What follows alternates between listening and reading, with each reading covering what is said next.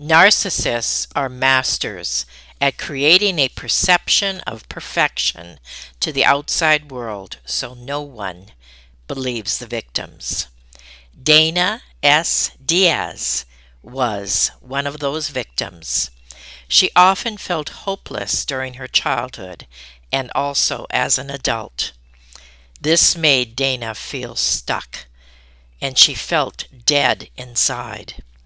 When she became physically ill as a result of the chronic stress of abuse, she felt a responsibility to create awareness about the effects of abuse on the mind and body that a narcissist puts you on. You do not want to miss Dana's story today. Have you ever felt like giving up, quitting, throwing in the towel?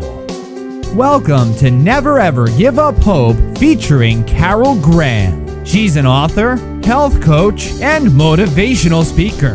Backed into a corner multiple times in her life, Carol shares with you stories on how she overcame some of the toughest obstacles a person can go through in life, but refused to give up hope. Rather than admit defeat, an opportunity was presented, and it involves each and every one of you.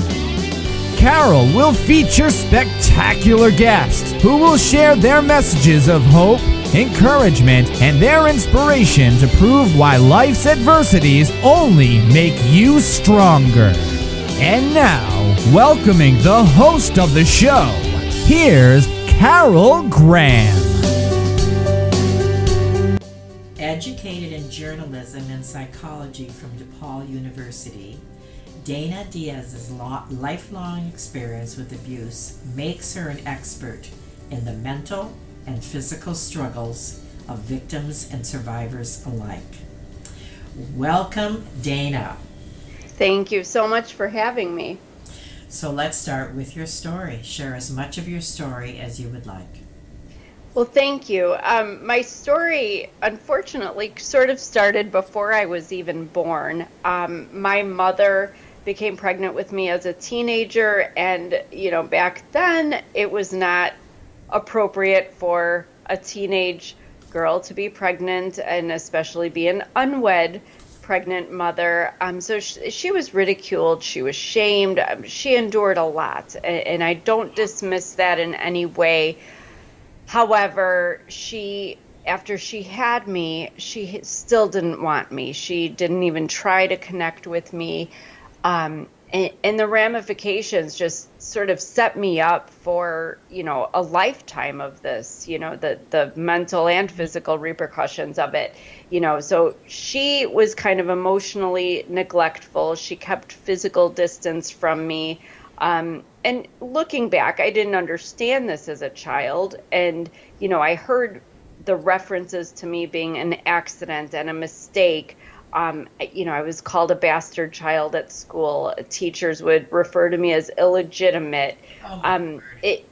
It's such a disparaging thing to feel this resistance from people, and to feel deficient so young, because you don't understand it. You're just a kid, and you're just, trying to go to school and have a snack and watch cartoons. And, I feel that I wasn't able to really enjoy my childhood much because I was trying to negotiate all of these, this narrative basically that was created about me, because I didn't know what it meant. But over the years, I internalized it. I made it about me, because it was very clear that no matter where I turned, at home, at school, there was something wrong with me. And it did not help that, like I said, my mother still, she never, I'm 48 years old, we have no contact, but she married a man, not my biological father, but she married a man who wanted me even less. And you want to talk about a narcissist, I didn't know what one was back then, but there was definitely an arrogance about him that I wasn't sure where it came from, because there was no outward evidence that he had any entitlement to be that arrogant.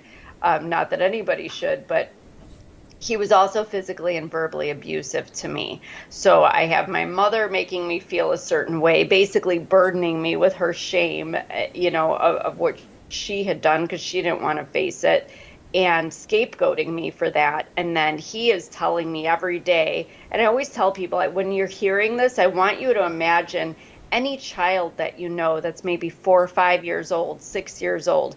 Imagine these words being spoken to them. Nobody wanted you. You shouldn't even be alive. I shouldn't have to pay for another man's child. You're not good enough.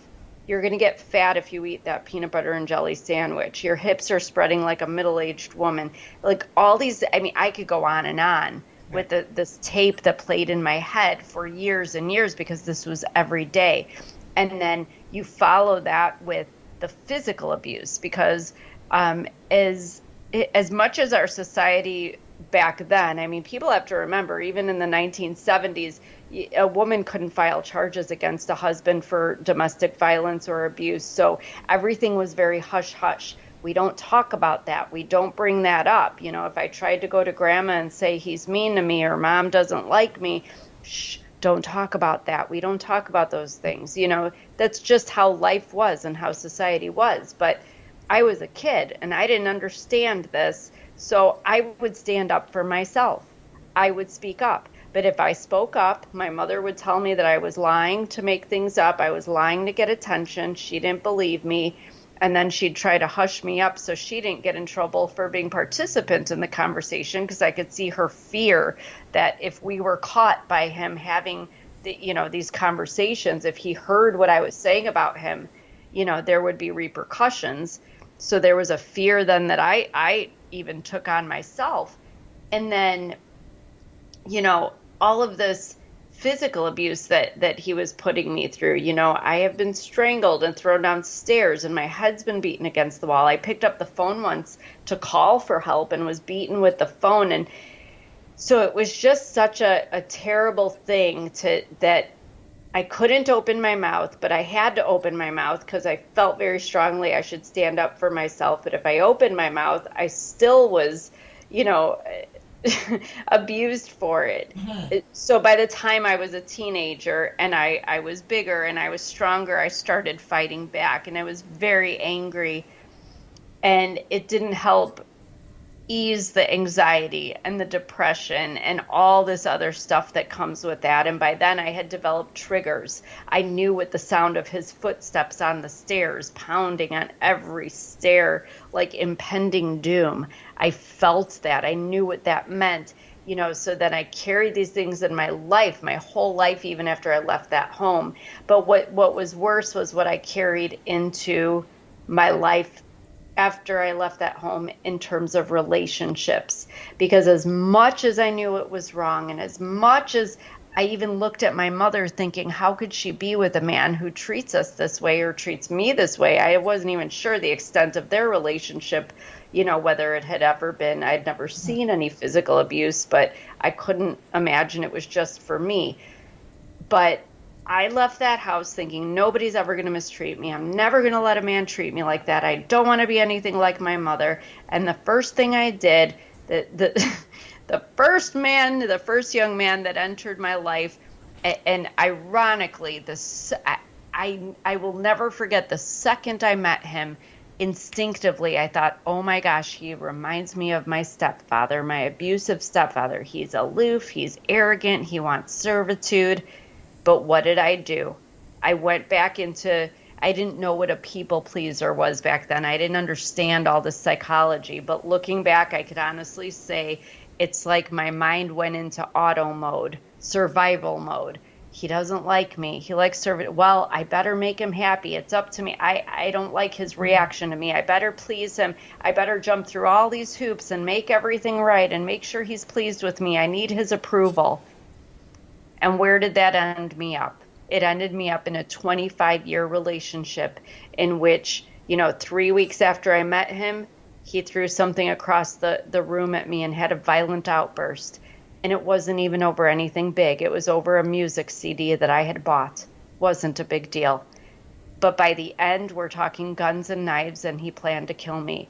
So it's very hard when I look back and think, it all started when I was born. It all started in my childhood. It started with how I was treated at home and how I perceived roles and how I perceived my role in relationships and how I saw my mother and my stepfather interact and what that meant in my mind of a romantic relationship, of a husband and wife, a boyfriend and girlfriend.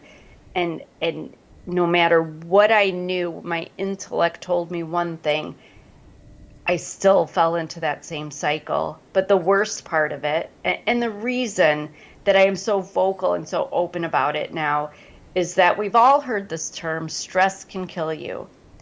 But it wasn't until the end, it's essentially what made me end my first marriage, was when I became physically ill. Because the severity of this, I did not become physically ill because of any physical abuse or physical threat. It was actually because I had been living with so much mental angst. I was suppressing emotions. I was in fight or flight mode. I was in panic more of the time than I wasn't. And all of this cortisol, which is a stress hormone, had been running through me at such astronomically high rates that my white blood cells thought it had to eradicate something. It ended up killing themselves off. So I was having all these autoimmune reactions that I didn't understand, and no doctor could relate them. They just wanted to throw a pill at every symptom. But it also gave me, when I finally got with the right doctor that got me with Mayo Clinic, they ended up realizing that I had a very rare lung disease. But the irony, it's only rare because it only shows up in victims of abuse. Victims of abuse. It's called upper airway resistance syndrome. And my neurologist said that it's interestingly like having COPD and fibromyalgia all at once. So if you take the symptoms of both of those and combine them and add in the autoimmune reactions, that's what I was physically enduring. And you feel like you're dying. And at one point, my doctor did say, your body is actually shutting down. I had dropped almost 20 pounds in only 2 weeks. 2 weeks.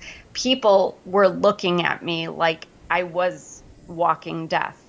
I was 93 skeletal pounds. I had an oxygen machine in a backpack to keep my lungs going, to keep me breathing. My oxygen levels were falling below COVID rates. I had nothing was working. My digestive system wasn't working.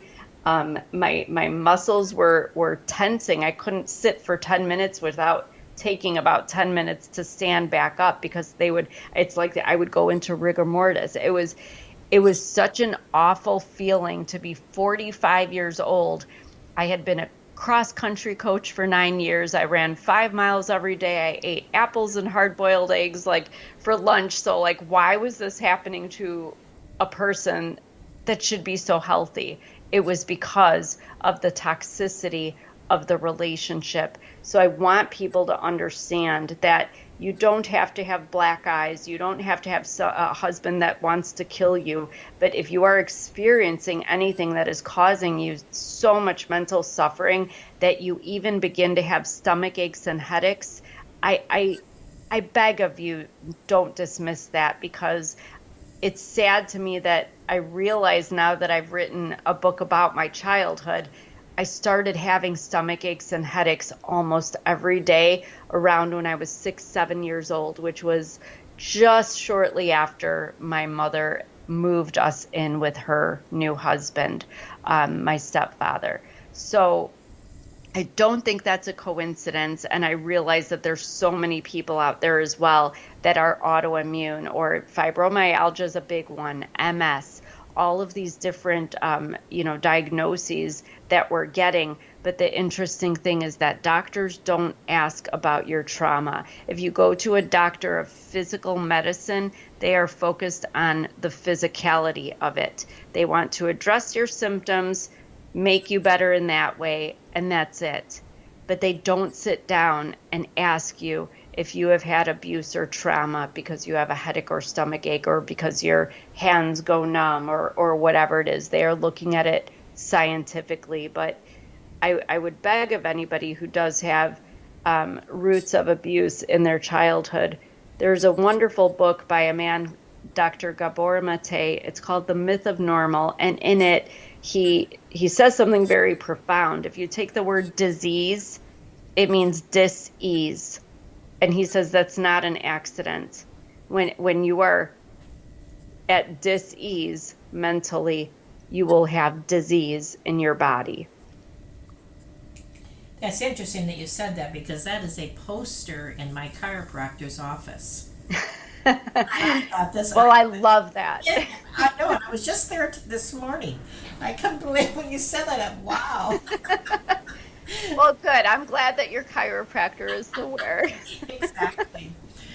Well, you explained it incredibly well, because I did not understand that connection. I certainly understood, as I think most people do, especially today, how stress plays a factor in our health. But this is not today. This was back then. And it's still, you've been able to explain it to the point where it's easy for anyone to comprehend and to relate if they need to, and to seek help. So at what point did you realize that you needed help?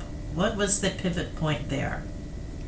That's interesting, because I was my eyes were wide open even as a little girl. And it's very hard when you are a child victim of abuse, because, again, the parents were saying, I'm a liar, I'm making it up to get attention. So I didn't have, you don't have resources available to you as a child that you do, unless you are exhibiting the physical aspects, then authorities step in. But I was very aware. Now, by the time I was a teenager, I think I was about 15 years old when my mother just decided that, they didn't know what else to do with me except to take me to a therapist. And I thought that was interesting, because what they didn't know what to do with me was they didn't know how to control me and force me to conform, to play my role in the happy family facade. That's what the problem was. It wasn't that I was a problem, because I honestly, and perhaps I'm biased on myself, but I honestly was a straight arrow. I was honor roll, first chair in orchestra in my section, good grades, good girl, never smoked, never drank. I was a really, really good kid, in bed by 8 p.m., even as a teenager. So they didn't know what else to do with me. But going to these sessions with the therapist, I'm sitting there rolling my eyes like, I'm not the one who needs to be sitting here. I'm not the one who needs the help. And just having these conversations, I had at that point at 15 been reading articles in Psychology Today. I would go to the library and read books about psychology, because I was trying to understand what I was going through.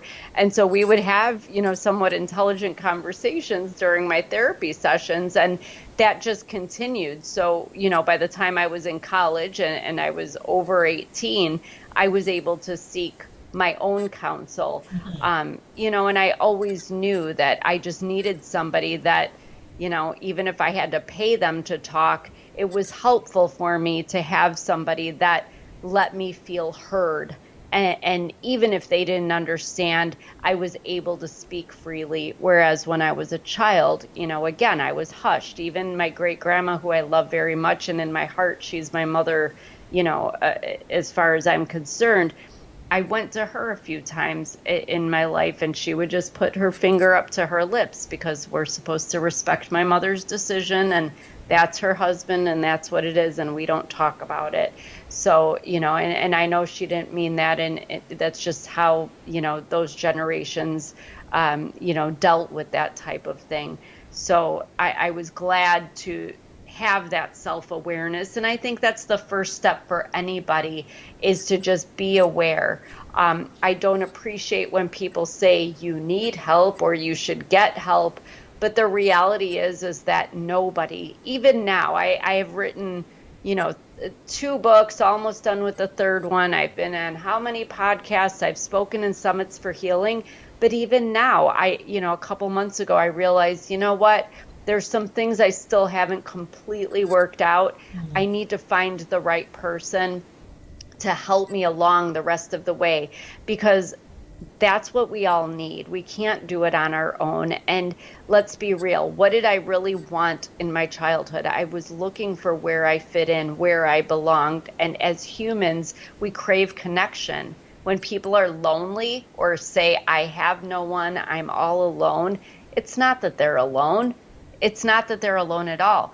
It's that they don't have a connection. Their heart is broken and they need somebody to put those 2 pieces of their heart back together, or connect their heart and one half into the other. So it's, even if it's in therapy, it's just having that connection to somebody, knowing that you can freely speak and speak your truth without judgment or shame. Now, you mentioned that even now there are things that come up, that might trigger old memories or whatever. How long did the process take from the time that you first sought help? I don't think that there's a time, because it's been, I'm 48 and I went to the first therapist at 15. I think everybody deals with things in their own time. And unfortunately, I've met many people, and probably the most frustrating part for me in what I do now is when I meet people that say that, they're reaching out, begging for help and asking for resources. But when you offer them, that they're still in that mode of victimhood where they say, oh, well, that won't work for me, or I can't, or we all have choices. But it's very interesting, because I have learned that you can't really help somebody get there. They have to help themselves. And no matter whether you're in therapy for 2 days or 20 years, at the end of it, you can be given the tools, you can be given the advice, you can be given wisdom, but you still have to do the work. And I think that what people miss is that it's not about going to your 3 o'clock every Thursday appointment.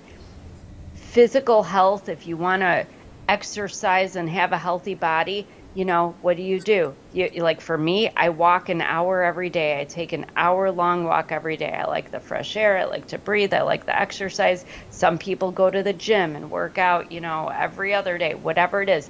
You are maintaining a consistent pattern of exercising your physical health. We are not doing that with mental health. For some people, for some reason, people think you wave a magic wand over somebody, that they go to therapy for some particular amount of time or a particular number of sessions, and that everything's just going to be okay. But it's not. It is just like physical health. You gotta lift the weights. You gotta lift that heaviness off of yourself. But it takes daily concerted effort to do so.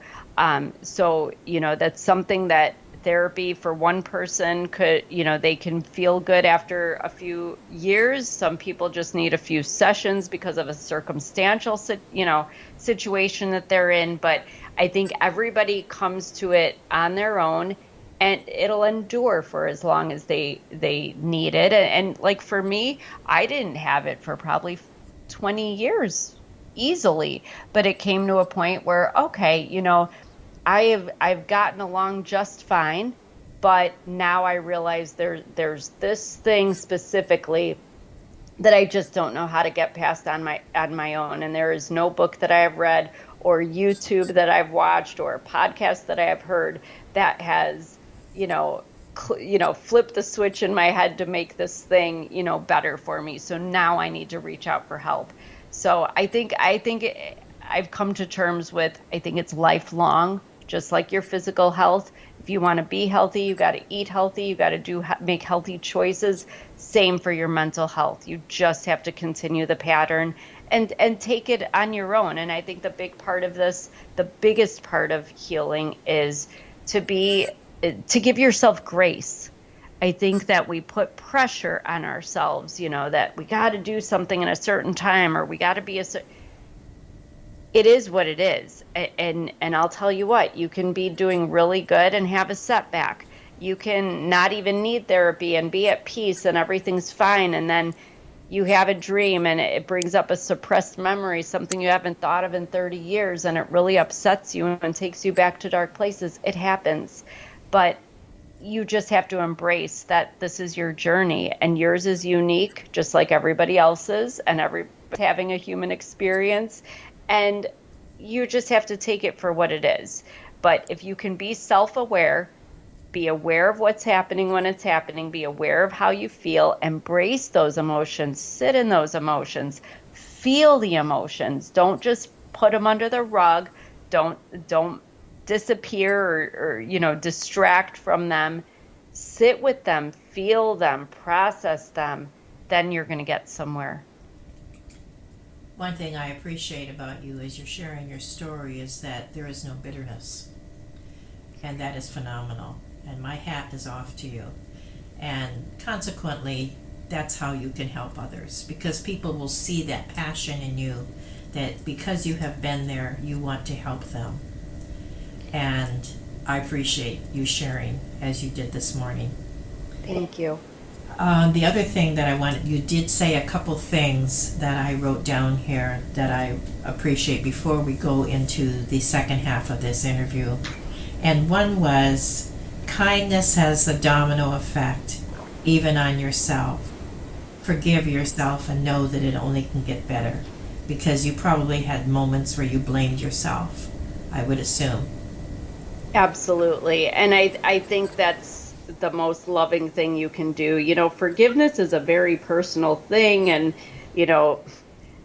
there's a lot of debate about what forgiveness is and whether forgiveness is required for healing. But I think the most important thing that we need to do is to forgive ourselves, because you can't heal if you're still blaming and feeling guilty and feeling shame and all these things. At the end of the day, everybody, every single person, everybody, even the people who seem to have the perfect life and have it all together, everybody has been through something, is going through something. Mm-hmm. So it's okay. It's okay to be human, and it's okay not to be perfect. And it's okay to have had things happen to you and have gone through experiences. And I think when you realize that and kind of separate the fact that it's not personal to you, it was not done to you specifically. Right. This is just something that affected you, but it's not who you are. Then I think you can make peace with it and be more open to feeling the joy and the love of other people, and feeling the blessings in the present and the possibility of the future. And then you're open to healing because you want to be at peace. Nobody wants to live that way in the past and upset about all the things that had happened to them and why it happened. We want to be happy, and everybody deserves to be happy. Awesome. Thank you for sharing that. We're just going to take a quick 15-second break, and when we come back, we're going to talk about the effect that your situation had on your son. Also, to help people, to give them tips on how they can get out of their situations that they may be enduring right now. And of course, we're going to talk about your book. So we'll be right back. Carol Graham would like to show you the path from misery to miraculous triumph in her fast-paced memoir, Battered Hope. She relates her determination to succeed as someone who experienced one horrendous nightmare after another. Gang raped and left for dead, loss of a child, husband falsely imprisoned, and cancer. Nothing could break her tenacity or faith. No matter what you face, heartache, loss, suffering, or injustice, Carol will illustrate how she became a victor the same way you can. The secret is to never, ever give up hope. Order your copy at Amazon or batteredhope.blogspot.com. We're going to continue listening to Dana's story of being a victim of a narcissistic husband, mother, and how it affected her entire life. And one of the reasons that I know she wants to share her story probably the main reason, is that her story can help others. And as you listen to it, maybe you will relate, or you will know someone who can relate. I suggest strongly that you pass this story on to anyone that you know that could be helped. And this is where we're going to continue our conversation now, is what they can do to come out from under the impact, the pain of that abuse. So I thank you, Dana, for what you have shared already. And before we continue with talking about your book, etc., I'd like you to share, if you would, how this affected your son. Well, obviously, it affected him in many ways. He does not, to this day, know even the half of what went on between me and his dad. Unfortunately, when you are with a narcissist, the narcissist, I mean, to say they have no boundaries, with regard to children, they often use the children as pawns. They pit the children against you. They lie to the children about you, hoping that the children will side with them against you because, especially with a woman, I mean, my weak spot is my son, as I'm sure for any mother, that would be the same, is that the children are your weak spot and they know where to get you. They know where to get you where it hurts. So my son, I am very happy to say, we've been out of this situation for 4 years. He's now 21 years old. Is he unscathed? Of course not. I think there's stuff there, but I am very proud and very happy that through all of that, trying to raise my son throughout physical abuse and mental abuse, and there was financial abuse and sexual abuse and legal, all the stuff going on behind the scenes. I always made sure to show up for him the best that I could. I always tried to give him the normalcy that we did not have, but I wanted him to think he had it. And I don't know if that was the right or wrong thing to do, but he has many, many friends. He graduated high school, went off to technical school, had multiple job offers, got the job he wanted. He is, I mean, success is a relative thing, but as far as being set for life, he bought his first house when he was 19, all on his own. He is successful and in his own right as far as everything, mentally, physically. So I'm glad for him that he doesn't seem to have the repercussions of the life that we had. And, there were times during our life, his life, I should say, that he did come to me and express, when he was 7, 8 years old. I remember him telling me he doesn't ever want to be like his father, and he's never going to drink alcohol because that just made things worse. And even when he was 14, I remember him telling me, just out of the blue, out of nowhere, he said, "I know you're going to divorce Dad someday. Just make sure I'm not around. If you could wait till I'm done with high school and, out of state off at my other school, because I don't want to be here. He's going to make life a living hell for us." Oh my gosh. He was very aware of who his father is. But that's still his father. So I was very careful to always and still be very diplomatic. I just avoid conversation about him at all now, about my ex-husband, because there's no point. I don't need to talk about him. But even back then, I would just keep things light because it's not my right to take my son's father away from him. He's old enough, I think, to make that choice for himself, for what he's willing to tolerate, but I also recognize that narcissists are very choosy about who they, abuse, so to speak. And I know that it was specific to me. And I hope that somewhere in his dark soul that he has some fondness for our son. But if not, that is my son's, not that I'm leaving him out there to fend for himself, but I think he does have to make that choice for himself, because it's just like when you do approach somebody that's in a situation, people often do ask, as you were leading to, what do you do if you know somebody in the situation? The problem is that it's kind of like when you're addicted to alcohol or to drugs, you can't go to somebody and say, well, beer's not good for you or cocaine's not good for you. Just stop. You know what? You think they don't know that? They're drowning themselves in that for some deeper reason. There's something deeper going on. They have to be the ones to decide that they have a problem and that they have to stop. And it's the same thing when you have a victim. I mean, for me specifically, I can speak to the fact that, I mean, I knew for 15 years before I left that I didn't want to be there. It's not that I didn't want to. It's not that I didn't see what was going on. You know, I think people just thought that I needed to be told to leave, and it wasn't even that. I was scared to leave. I was terrified because another thing narcissists do, and they do it in so many ways that you don't even know they're doing it. Like you have a child and they say, oh, don't work anymore. Stay home and raise the baby. I'll take care of us. And it sounds like it's all wrapped up in a nice, pretty package. But what they're really doing is taking away your financial independence, your ability to leave them if you want to. So they go about things in a very sneaky way that you don't suspect when you're really in it. You don't start seeing things until you're too far into it and looking back. But, you know, looking back, you always see things clearly.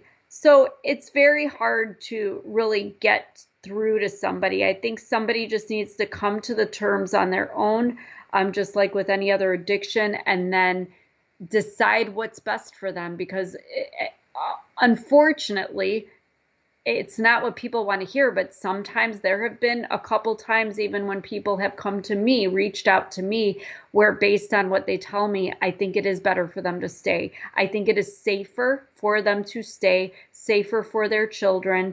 And it's so sad that it comes to that, but I do prepare them, you know, for if they have that little bit of an opportunity, that little loophole to escape, you know, that they need to be ready. And there's certain tips I can give for that. But it's a very hard thing to just expect somebody to up and leave, because even in a normal situation where there isn't abuse, it's not realistic. I mean, somebody can want to end their marriage, but you have family ties, you have children, you have a mortgage together. Maybe you can't afford a whole other household, so the house has to be sold, or, you know, who's going to take the dog? And in our case, we had a farm, we had cows, we had pigs, we had chickens, we had, you know, it wasn't just as easy as just like, oh, I'm out of here. I'm not happy, so I'm leaving. So, you know, life is a little more complicated than we sometimes feel it is. And we just have to decide for ourselves what the best way is out of that situation. And like I said, safety, when you're dealing with, you know, a physical threat or physical violence, that's the most important thing. You have answered a lot of questions that I think my audience has. Or had rather, and I appreciate that. You laid it out perfectly, and I thank you for that. Now, tell us what you haven't yet told us about your book, which is entitled Gasping for Air, The Stranglehold of Narcissistic Abuse. Yes, that book comprises the entire 25-year relationship with my ex-husband. It actually was developed from the journal that I kept hidden under the couch cushion in the basement during COVID. When we were coming out of that, it just struck me that I felt like I had a responsibility to really let people know what, you know, this isn't just, oh, I'm depressed and anxious because I had a bad marriage or I was abused, you know, to inflict this, you know, lung disease on me that I would have never guessed when they say stress can kill you, that it could actually kill you.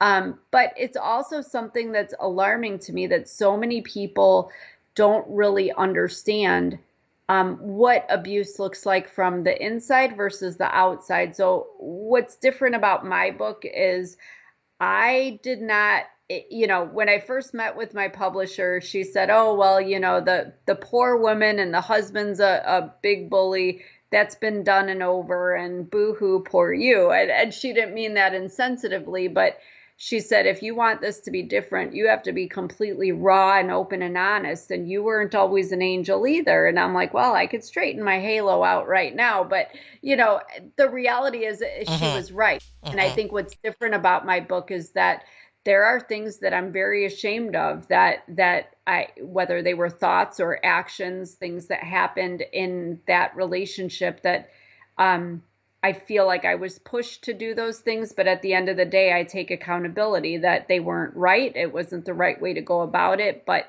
it's what was. And so, I mean, between, his narcissism and my reactions, we failed each other. We failed ourselves. We failed our son in so many ways, but at the end of the day, I think that's part of the human experience. And what I have, through a lot of therapy, come to realize is that, none of us are superhuman. We're going to make mistakes, and that's okay. You have to fail to succeed, and you have to fail to understand what bravery is and to become resilient and to overcome the challenges that'll come in the future, because nobody has that perfect life. We are all facing challenges differently every day. And I think we have to just take what has happened in our past, take that muck and learn from it and grow from it. Kind of like I always use the garden analogy. We're all like flowers in the dirt, and sometimes there's weeds and we can't see the sun, we can't get the rain, and people take away our nourishment, but we can't grow without that dirt. No flower just comes out of nowhere in perfection. We all need some of that rain and the sunshine. We need the dirt. We need the nutrients from the soil. And that's what these negative experiences are. We just have to use them for that growth instead of using them to wallow in misery, even though it would be justifiably fine to do so, and nobody would argue with it. Nobody wants to live a lonely and dejected sort of life. We want to rise from that stuff. It's funny, as you're talking, I'm thinking of what probably was a quote someplace. I don't know where, but essentially what it says is you can't change the past, but it can have a strong effect on your future. I mean, that's basically what you are saying. And I'm sure there is a quote out there like that, but that's the encouraging part. This is the part that you are talking about in a very positive, coming from a very negative place. And so I applaud you for that, and I thank you for that. Thank you very much. It's a hard thing to get to, but that's what I've served to do. I want people to know that there's more after that life. I was terrified too. I was terrified, but I am now remarried to somebody I've known a very long time, ironically, but we have such an easy relationship, and it's a loving and healthy. I didn't think I was capable of a healthy marriage. Relationship, but even so I don't want people to think they're broken or damaged. Right. They're just affected, but you can go on. It's okay. That's excellent. Thank you for sharing that, because I wasn't aware that you were married now, and there is light, right? There is definitely light. That's good. So, in summary, what would you like to say to the audience, or any tidbits or encouragement that you would like to share? Well, this is what I always like to tell people, and it's something we see all the time, but we take for granted, is just be kind. And it's not just being kind to others, even though to me that's a very important thing, how you speak to your children, how you speak to your partner, your spouse, your coworkers, people in your community, because kindness is, like I said, has that domino effect, but it's also being kind to yourself. Forgive yourself. We all sometimes stumble. We all make decisions that maybe weren't the best ones. We all make mistakes. But again, just take that as part of your life experience. Nobody is perfect, no matter what they say or what they try to tell you. We're all just trying to do the best with what we've been given. And I think that it's just take from your life what's good and positive and go with it, and the rest of it, take a lesson from it and grow, be better, do better. But kindness, be kind to yourself, how you talk to yourself, how you treat yourself, all that self-care, and forgiving yourself. So that's what I'd like to leave everybody with. Just stop being hard on yourself and know that it gets better. The worst you have seen the worst if you've been in a really bad situation, and you overcame that. You got through those bad days, so you'll get through the rest of them with a little more ease, I promise you. Very strong and powerful words. Thank you. Perfect summary. Thank you again, Dana, for being on Never Ever Give Up Hope. And we look forward to checking out both of your books. New one is coming out in October when this will be airing. And thank you. Thank you. Thank you for listening to Never Ever Give Up Hope, featuring Carol Graham. Did you know that most people succeed because they are determined to? Quitting was never an option. Carol loves your comments and will respond to each one. So please subscribe and review this podcast. A rating of 5 stars would be outstanding and appreciated. Remember, if you are still here, there is always hope.